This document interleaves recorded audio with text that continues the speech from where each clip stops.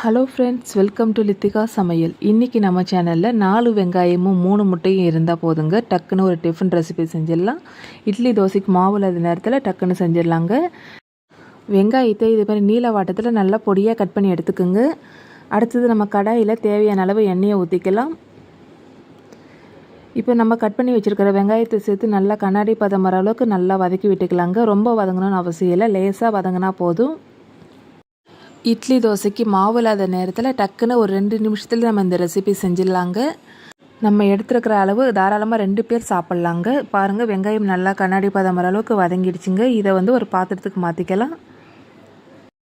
வெங்காயத்தை ஒரு 2 மினிட்ஸ் நல்லா ஆற விட்டுருங்க. நல்லா ஆறட்டும். இப்போ நல்லா ஆறின பிறகு நம்ம முட்டையை உடச்சி ஊற்றிக்கலாம்.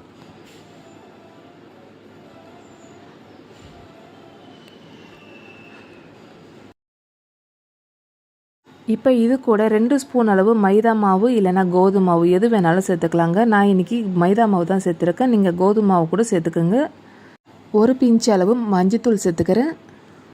அடுத்தது உங்களுக்கு காரம் எந்த அளவுக்கு தேவைப்படுமோ அந்த அளவுக்கு காரத்தூள் சேர்த்துக்கோங்க. நான் ஒரு 1/4 டீஸ்பூன் அளவுக்கு காரத்தூள் சேர்த்துக்கிறேன். அடுத்தது 1/4 டீஸ்பூன் அளவு கரம் மசாலா சேர்த்துக்கிறேன். இப்போ தேவையான அளவு உப்பு சேர்த்துக்கலாம். அடுத்தது நறுக்கி வச்சுருக்கிற கொத்தமல்லி தழையை சேர்த்துக்கலாங்க. இப்போ இது கரண்டியால் இல்லை விஸ்கால் நல்லா கலந்து விட்டுக்குங்க. அப்போ தான் நல்லாயிருக்கும். ஒரு 2 மினிட்ஸ் நல்லா கைவிடாமல் இதுமாதிரி கலந்து விட்டுக்குங்க. மாவு முட்டை எல்லாமே நல்லா மிக்ஸ் ஆகணும்.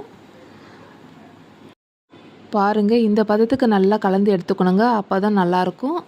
அடுத்தது நம்ம கடாயில் கொஞ்சமாக எண்ணெய் விட்டுக்கலாங்க. இன்றைக்கி நான் கடாயில் தான் செய்கிறேன். நீங்கள் தோசைக்கல்லில் கூட செஞ்சுக்கலாம். இப்போ ஒவ்வொரு கரண்டியும் எடுத்து நல்லா ஃபில் பண்ணி எடுத்துக்கலாங்க. இப்போ ஒரு லிட்டு போட்டு மூடி ஒரு 10 செகண்ட் வெயிட் பண்ணலாங்க. இது வேகிறதுக்கு ரொம்ப நேரம் எடுத்துக்காதுங்க. ஒரு 10 செகண்ட் தான் தேவைப்படும். பாருங்கள், அடிப்பகுதியில் நல்லா செவந்துடுச்சு. திருப்பி விட்டுடலாம். மறுபடியும் ஒரு 10 செகண்ட் லிட்டு போட்டு மூடி வேக விட்டுடலாங்க. நல்லா வெந்துடுச்சு பாருங்கள். இப்போ எடுத்துடலாம்.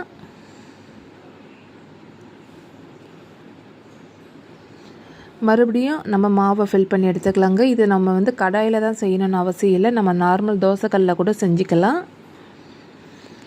கிட்டத்தட்ட இது செய்யறதுக்கு ஒரு 2 மினிட்ஸ் தான் நமக்கு தேவைப்படுங்க. வெங்காயம் அறிகிற நேரம் மட்டும்தான் தேவைப்படும். டக்குன்னு நம்ம இந்த ரெசிபி செஞ்சிடலாங்க. இட்லி தோசைக்கெல்லாம் மாவு இல்லாத நேரத்தில் என்ன பண்ணுறதுன்னு தெரியாமல் இருக்கும். அந்த டைமில் நமக்கு வெறும் முட்டையும் வெங்காயம் மட்டும் இருந்தால் போதுங்க, டக்குன்னு செஞ்சிடலாம். இதை சாப்பிட்றதுக்கு நார்மல் முட்டை ஆம்லெட் மாதிரி இல்லாமல் ஒரு வித்தியாசமான சுவையில் சூப்பராக இருக்குங்க. கண்டிப்பாக செஞ்சு பார்த்துட்டு எனக்கு ஃபீட்பேக்கை கமெண்ட்டில் சொல்லுங்கள். இட்லி தோசைக்கு மாவு இல்லாத நேரத்தில் 2 நிமிஷத்தில் டக்குன்னு செஞ்சிடலாங்க. நம்ம எடுத்துருக்கிற அளவு பார்த்திங்கன்னா தாராளமாக 2 பேர் சாப்பிடக்கூடிய அளவுங்க. கண்டிப்பாக செஞ்சு பார்த்துட்டு எனக்கு ஃபீட்பேக்கை கமெண்ட்டில் சொல்லுங்கள். இந்த வீடியோ உங்களுக்கு பிடிச்சிருந்தா லைக் பண்ணுங்கள், ஷேர் பண்ணுங்கள், கமெண்ட் பண்ணுங்கள். மறக்காமல் நம்ம சேனலை சப்ஸ்கிரைப் பண்ணிக்கோங்க. பக்கத்தில் இருக்கிற பெல் ஐக்கானே கிளிக் பண்ணுங்கள். அப்போ தான் அடுத்தடுத்து போடுற வீடியோ உங்களுக்கு நோட்டிஃபிகேஷனாக வரும். நன்றி, வணக்கம்.